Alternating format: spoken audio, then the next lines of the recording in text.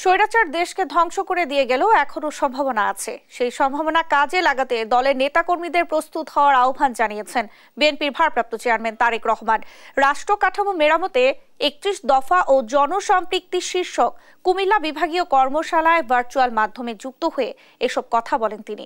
বলেন, দেশের মানুষের ভবিষ্যৎ ধ্বংস করতে চেয়েছিল পতিত স্বৈরাচার, কিন্তু ভোট ডাকাতি, নিশিরাতের ভোট, ডামি ভোটের মাধ্যমে ভালো কিছু হয় না, তা প্রমাণিত।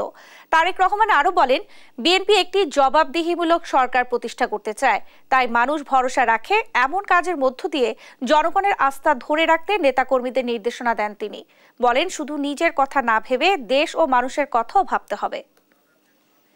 ভোট ডাকাতি, নিশিরাত, ডামি ভোট, এইগুলো যে দেশের কোনো ভালো কিছু করতে পারে না, এটি প্রমাণিত। আমরা চাই আগামী দিনে দেশে একটি জবাবদিহিতার সরকার শুরু হোক। স্বৈরাচার অনেক কিছু ধ্বংস করে দিয়ে গেছে, এই দেশের মানুষের ভবিষ্যৎ তারা ধ্বংস করে দিতে চেয়েছিল।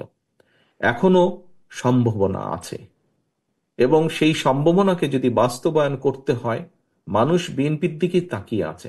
মানুষের সেই প্রত্যাশা পূরণের জন্য আমাদের সর্বোচ্চ দিয়ে আমরা চেষ্টা করি।